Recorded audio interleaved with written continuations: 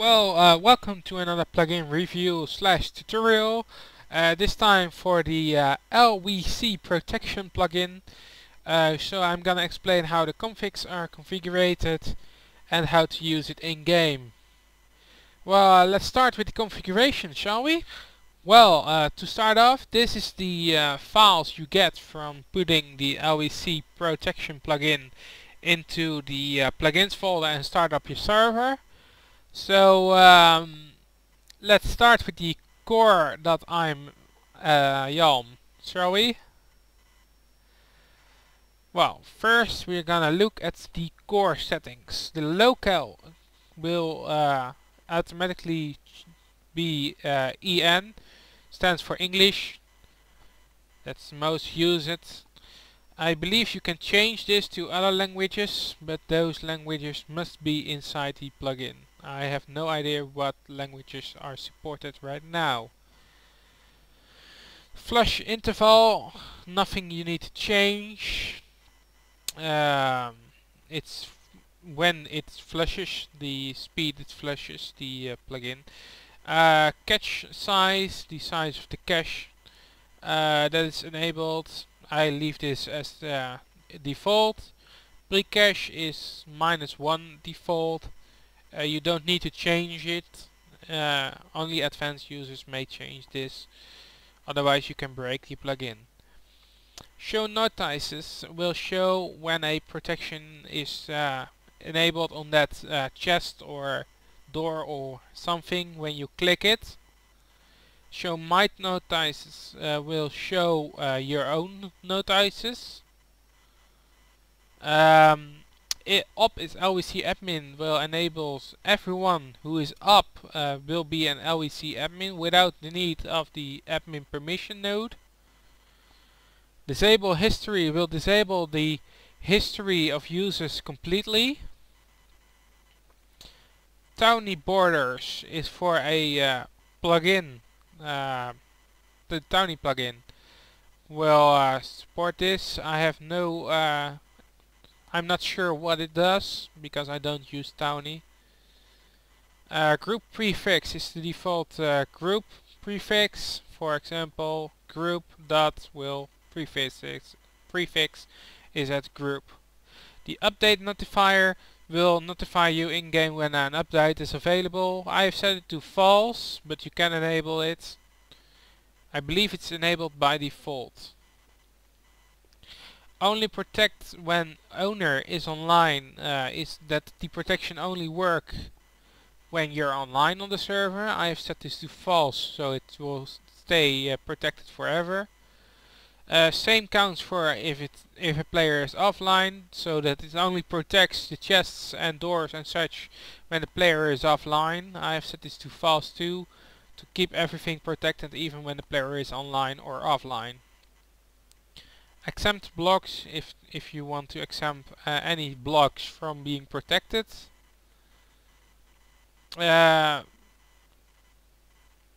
Opt out. I'm not very sure what it does, so I'm not gonna explain that to you.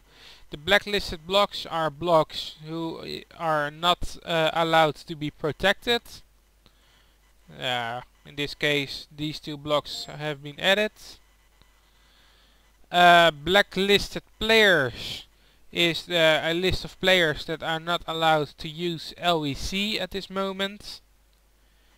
Use protection limits, I have this enabled, so and if it's disabled then everyone can create unlimited protections. And when it's enabled it will use the permission node you set in the permission manager you use. The database is by default SQLite. I should leave it this way. I recommend you leave it this way. I believe you can also use another type of database like MySQL, but I'm not sure about that. But you can leave this as default and it works fine. Protections. Deny redstone. If you want to enable it, then redstone is blocked. So when you have a pressure pad in front of a protected door, the door will not open when this is enabled, because redstone is not accepted to protections anymore.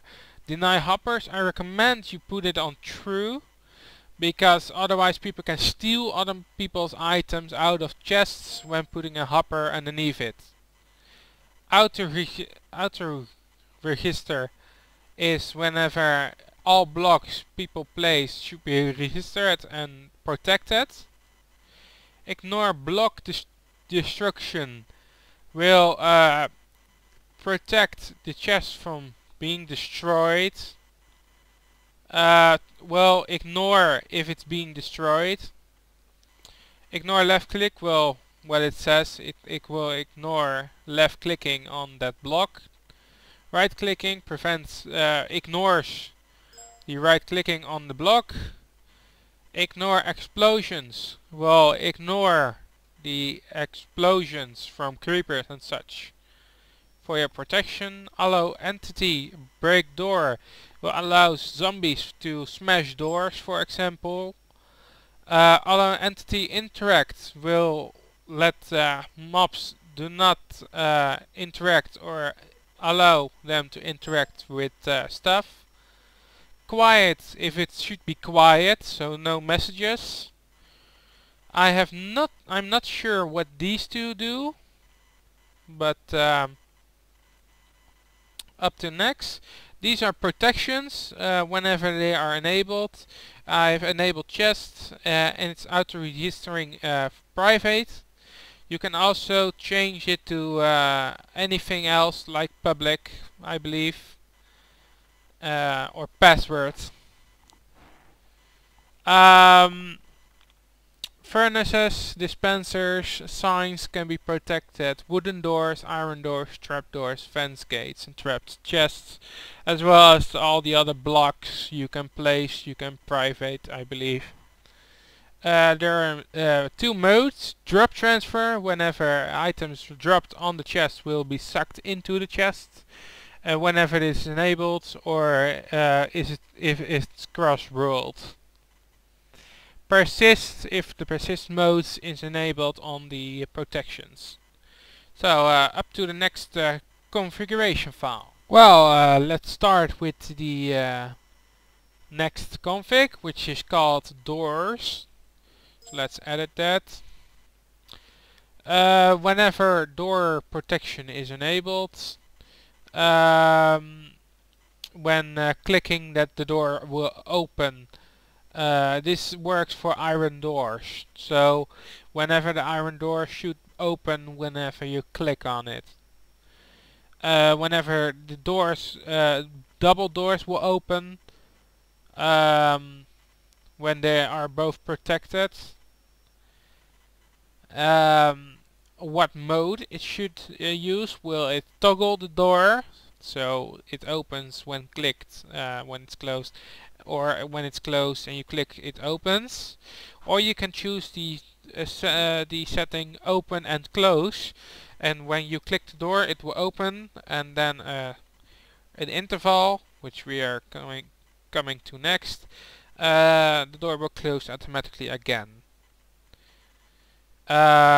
The amount of seconds after opening a door for it to close, well, it's very simple. That's the when you use the open and close setting, the door will automatically close after this amount of seconds.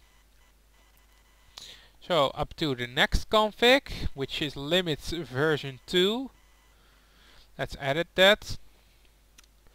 This is for the limits when you are not using a whenever you want to override the permissions that you are setting in your own permissions manager, you can set it here what the default is, for example, or enter the groups, for example sample group, how much homes do they have normally, and how much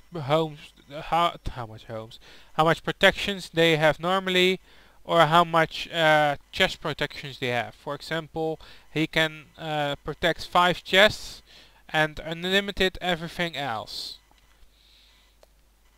And this sample group can only create 5 total protections. Here you can also set it for players. For example, in this case, a notch has defaultly unlimited protections to set. What do I have with homes? Magnet config. This is for the magnet mode. Whenever it's enabled, the radius, it search for items, how much items per sweep are going into the chest, and the blacklist of items that are not sucked into the chest. And last, for the world guard, if you have world guard installed, you can enable this for extra settings for this protection plugin. Allow region permissions. Will check for permissions in a region before you can create protections. If protections are allowed outside of regions, or if they are only allowed inside regions. If the player requires build rights in that region to make a protection there, these are the regions that the LWC protections should be allowed in. It's set to unlimited in this case, but you can also enter a list of regions that should have protections in. And the regions that are blacklisted here does not allow LWC protections to be made inside them. Well, that's it for the configurations. Let's go in game and see how we are gonna use the LWC in game. So welcome in game. I am here to show you how the LWC plugin protects your stuff. So let's start by creating a chest. I have set in the configuration to auto register the chest and auto register the furnaces. So as you can see, it will create a private protection. As soon as I destroy it, it will unregister the protections. You can also do this by hand to protections that are not through chests that are not protected yet. So for example, C private and then enter will lock it private, and then I right click or left click the item. Well, I right click and it will create the protection. So now it's protected, as you can see in the left bottom of my screen. You can also protect using a password. So let's do that right now. Okay, you do /c password and then a password, for example test, and then right click or left click your protection, your chest to protect it, and now it's protected with a password. Because I am logged in right now, I can open the chest without entering the password. But as soon as I relog, which I'm gonna do in a second, then I have to enter the password to open this chest. So let's relog. Well, I'm back on the server. Well, I can't open this chest right now, so let's do C unlock test, password accepted, and now I can open this password protected chest. Easy and handy if you want to protect doors and such with a password for your friends and such to get into without having to add them as members constantly. So let's add a new player to this basic protection. You can also do the same with the password protection, but to this basic protection let's add notch /c modify and then notch. Now left click protection while I'm right clicking because I am in creative mode, and now the rights are registered, so now notch can access this chest. Let's add another player, but then in admin mode, so they can destroy this protection when needed. /c modify, then an add sign, and then for example Peter. Then right click or left click the protection, and now you can see that I registered him as a new player as an admin. So now they can destroy this protection if needed, and they can access it if they want to. You can also add protection for groups. So if you have the VIP group on the server, you can also add that group. So let's do that again. C modify, then a G, double point, and then the group name, for example VIP, then enter, and then right click protection, and now I registered the rights for the group of VIP. Easy is it, isn't it?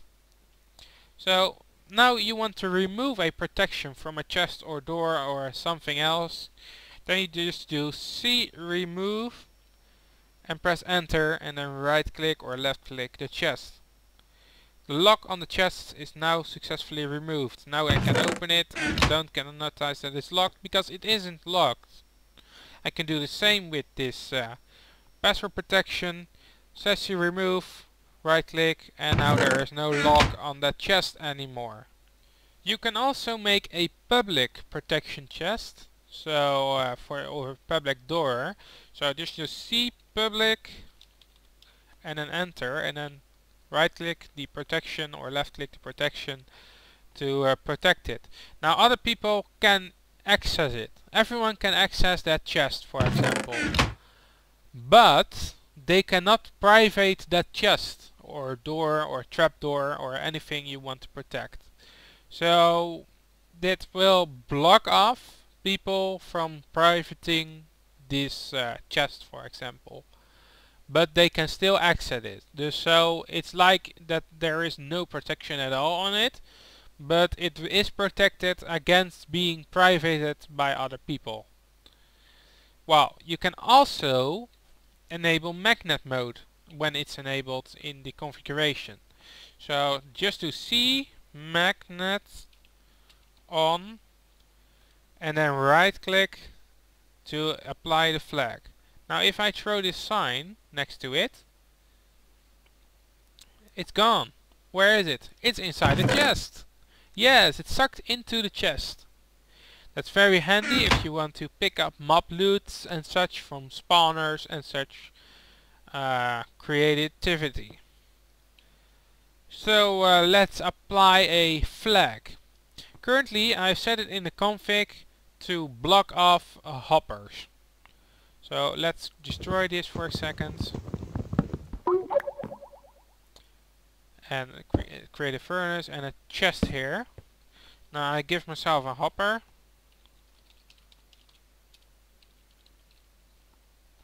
and I do this and then give myself some items. So when I put apples in here, as you can see, nothing is sucked out of this chest.